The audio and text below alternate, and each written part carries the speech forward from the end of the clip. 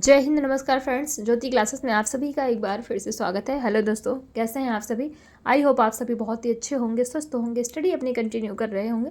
चलते हैं हमारी आज की इवनिंग की क्लास की तरफ। तो जैसा कि आप सभी जानते ही हैं, हम कर रहे हैं होम मैनेजमेंट और फूड एंड न्यूट्रिशन साइंस की क्लास, जिसके अंतर्गत आज की क्लास में हम करेंगे चैप्टर 5 ऊर्जा उपापचयन यानी कि एनर्जी मेटाबॉलिज्म के बारे में हम जानेंगे। तो ये क्लास आज हम इस टॉपिक पे चर्चा करेंगे। बट इससे भी पहले चैनल को फर्स्ट टाइम विजिट किए हैं, चैनल को लाइक शेयर सब्सक्राइब करें, अपना फीडबैक हमें प्रोवाइड करें और इस क्लास को हमारे जितने भी लर्नर्स हैं सभी के पास शेयर करें, ताकि वो भी हमारे पास जुड़ के अपने स्टडी कंटिन्यू कर सके। आज की क्लास आपकी नहीं होनी थी, जैसा कि मैंने पहले भी आपको बताया, थोड़ा तबीयत ठीक नहीं है, तो फिर भी हमने थोड़ा बहुत तो पढ़ ही लेते हैं, जिससे कि आपका गैप ना हो। तो स्टार्ट करते हैं आज की क्लास। और आज जो मॉर्निंग की हमारी क्लास हुई थी, उसमें हमने क्वेश्चन आंसर्स की प्रैक्टिस की थी। सुपोषण एवं कुपोषण टॉपिक जो हमने चैप्टर 2 कंप्लीट किया था, उससे रिलेटेड वो बहुत ही इंपॉर्टेंट क्लास है। आई होप आपने देखा होगा, नहीं देखा है तो जाके देखिए। आज सुबह 9 बजे ही वो क्लास हुई थी, तो आप देख सकते हैं, बहुत ही इंपॉर्टेंट क्लास है। तो स्टार्ट करते हैं, देखते हैं हमारा चैप्टर 5 ऊर्जा उपापचयन यानी कि एनर्जी मेटाबॉलिज्म क्या होता है। मनुष्य के शरीर में निरंतर चयापचय, जिसे हम क्या कहते हैं, उपापचयन अर्थात मेटाबॉलिज्म भी कहते हैं। जी हाँ, मनुष्य के शरीर में निरंतर क्या होता है, चयापचय होता है, जिसे हम उपापचयन या फिर मेटाबॉलिज्म भी कहते हैं। तो की क्रिया चलती रहती है, जिसकी चयापचय की क्रिया चलती रहती है, चाहे वह ऑफिस में काम कर रहा हो, क्लासरूम में हो, पढ़ रहा हो, खेल के मैदान में खेल रहा हो, रुग्ण अवस्था में बिस्तर पर पड़ा यानी कि बीमार अवस्था में बिस्तर पर पड़ा हो, रेलगाड़ी, बस या हवाई जहाज से यात्रा कर रहा हो, अथवा विश्राम की मुद्रा में कुर्सी पर बैठा हो, सोते जागते, उठते बैठते, लिखते पढ़ते, हर समय हर क्षण व्यक्ति के शरीर में क्या होता है, चयापचय की क्रिया अर्थात मेटाबॉलिज्म होती रहती है। मनुष्य को विभिन्न कार्यों को करने के लिए ऊर्जा की आवश्यकता होती है। ऊर्जा हमें भोजन से प्राप्त होती है। हम कुछ क्रियाएं अपनी इच्छा से करते हैं, जैसे पढ़ना, लिखना, कपड़ा धोना, खाना पकाना, घुड़सवारी करना इत्यादि। इन क्रियाओं को करने के लिए हमारे शरीर की ऐच्छिक मांसपेशियां क्रियाशील होती हैं, अतः इन्हें हम ऐच्छिक क्रियाएं यानी कि वॉलंटरी एक्शंस भी कहते हैं। हमारे शरीर में कुछ ऐसी क्रियाएं भी होती हैं जो हमारे नहीं चाहने से भी होती हैं, यानी कि जो हम नहीं करना चाहते वो भी होती हैं। जैसे उदाहरण समझते हैं, जब हम सो रहे होते हैं तब भी हमारे शरीर के आंतरिक अंग क्या होते हैं, क्रियाशील रहते हैं, यानी कि क्रिया करते रहते हैं तथा अपना कार्य सुचारू रूप से संपादित करते हैं। जैसे हृदय का धड़कना, फेफड़ों के द्वारा सांस लेना व छोड़ा जाना, वृक्क द्वारा मूत्र निर्माण, रक्त परिसंचरण, यकृत में ग्लाइकोजन का जमा होना, मांसपेशियों का संकुचन व विमोचन आदि। ये आप जब सोते रहते हैं, यानी कि आप नहीं करना चाहते, तो भी ये क्रियाएं होती रहती हैं।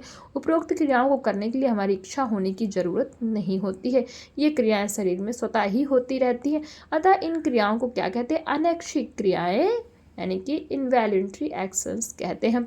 शरीर के आंतरिक अंगों को कार्य करने के लिए भी ऊर्जा की आवश्यकता होती है। मानव शरीर की तुलना सदैव एक मशीन से की जा रही है। जिस प्रकार मशीन को सुचारू रूप से चलाने के लिए ईंधन अर्थात फ्यूल की आवश्यकता होती है, ठीक उसी तरह मानव रूपी मशीन को चलाने के लिए भी ईंधन अर्थात ऊर्जा की आवश्यकता होती है, और यह ऊर्जा हमें भोजन से प्राप्त होती है। परंतु मानव शरीर एवं मशीन में बहुत बड़ा अंतर है। मशीन को जब बंद करके रख देते हैं अर्थात नहीं चलाते, तब कोई ऊर्जा व्यय नहीं होती, परंतु व्यक्ति जब सो रहा होता है अथवा शारीरिक एवं मानसिक विश्राम की अवस्था में लेटा होता है, तब भी उसे कुछ न कुछ मात्रा में ऊर्जा की आवश्यकता होती ही होती है। चयापचय देखते हैं, मेटाबॉलिज्म तो शरीर में भोज्य पदार्थों के टूटने तथा नए पदार्थों के निर्माण की प्रक्रिया को सम्मिलित रूप से ही क्या कहते हैं, चयापचय अर्थात मेटाबॉलिज्म कहते हैं। आपसे क्वेश्चन पूछ लिया गया कि मेटाबॉलिज्म क्या है, तो शरीर में भोज्य पदार्थों के टूटने तथा नए पदार्थों के निर्माण की जो प्रक्रिया होती है, उसी को हम क्या कहते हैं, मेटाबॉलिज्म कहते हैं।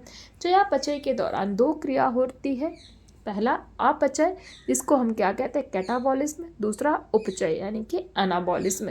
ध्यान दीजिएगा, मेटाबॉलिज्म के भी दो प्रकार होते हैं, क्या, कैटाबॉलिज्म और दूसरा एनाबॉलिज्म। दोनों को देख लेते हैं। तो अपचय भोज्य पदार्थों के टूटने और विभक्त होने की क्रिया जिसके फलस्वरूप भोज्य पदार्थ अपने सबसे सरलता रूप में टूट जाता है, क्या कहलाता है? अपापचय यानी कि कैटाबॉलिज्म कहते हैं।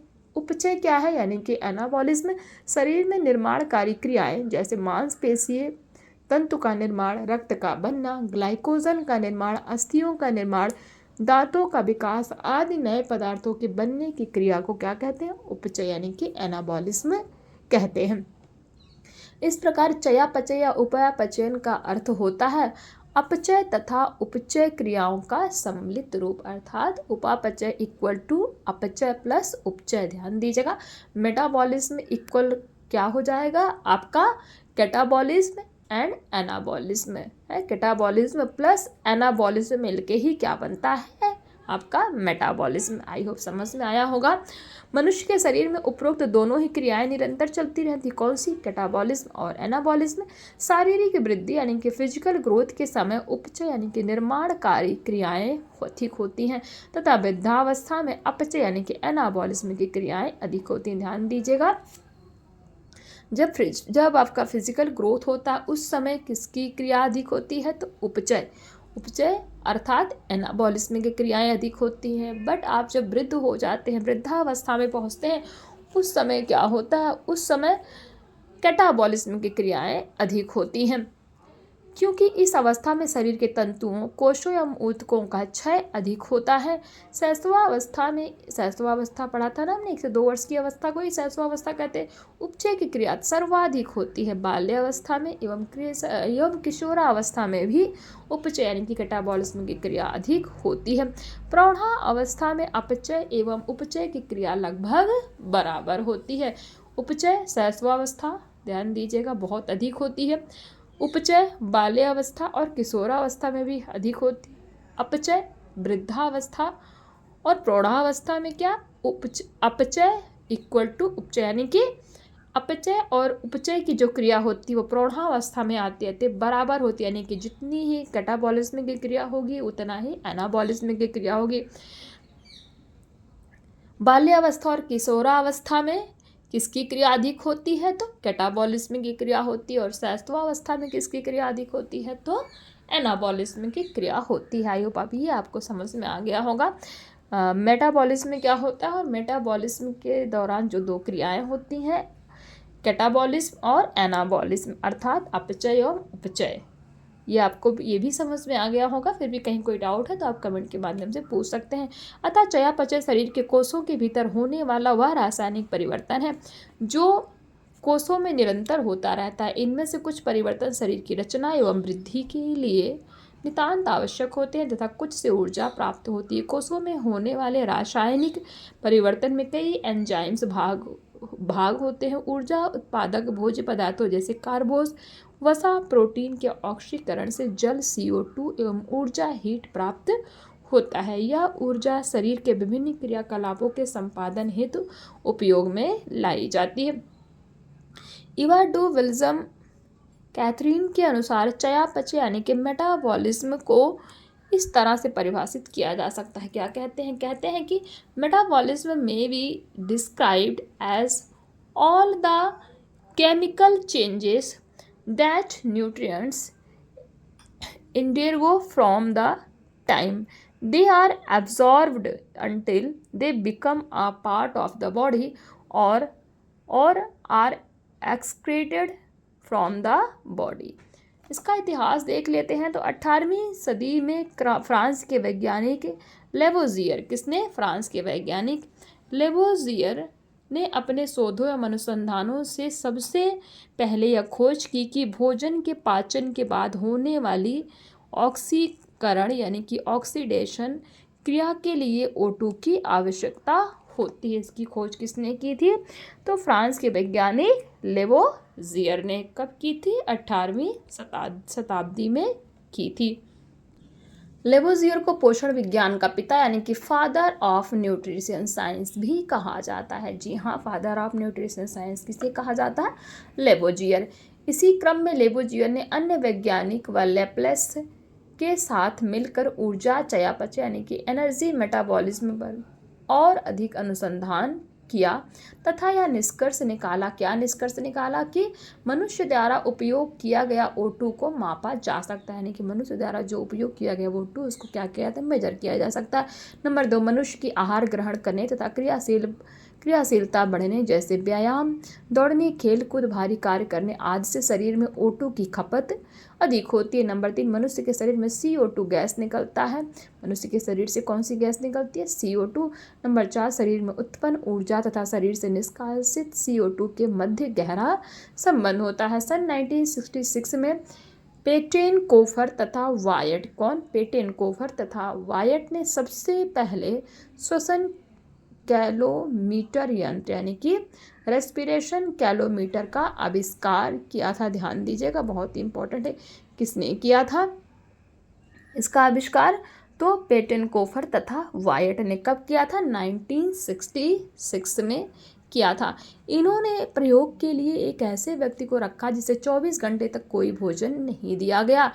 अब कैलोरीमीटर की सहायता से उस व्यक्ति के शरीर में उत्पन्न ऊर्जा उसके द्वारा निष्कासित कैलोरीमीटर की सहायता से क्या किया गया, कैलोरीमीटर की सहायता से उस व्यक्ति के शरीर में उत्पन्न ऊर्जा उसके द्वारा निष्कासित CO2 की मात्रा तथा उसके मूत्र यानी कि यूरिन में उपस्थित N2 यानी कि नाइट्रोजन की मात्रा को नापा गया।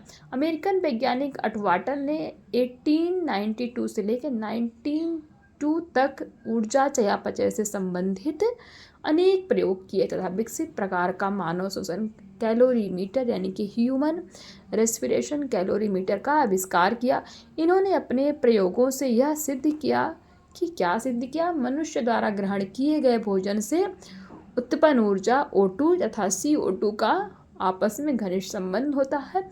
नंबर 2, भोज्य मूल्य संबंधी सूची तैयार की। तो ये तो हमने देखे आज के टॉपिक में हमने क्या पढ़ा। आज की क्लास को यहीं तक करेंगे फ्रेंड्स, क्योंकि तबीयत थोड़ी ठीक नहीं है और ज़्यादा बड़ी क्लास हो जाएगी तो उससे आप भी बोर होने लगते हैं। इसीलिए एक बार रिवीजन कर लेते हैं। आज की क्लास में हमने क्या देखा, आज की क्लास में हमने जाना एनर्जी मेटाबॉलिज्म के बारे में। एनर्जी मेटाबॉलिज्म क्या होता है, मेटाबॉलिज्म होता क्या, इसके बारे में भी हमने जाना। मेटाबॉलिज्म के अंतर्गत भी 2 क्रियाएं होती, कौन सी, कैटाबॉलिज्म एंड एनाबॉलिज्म। और कैटाबॉलिज्म एनाबॉलिज्म क्या होता है इसके बारे में भी हमने जाना।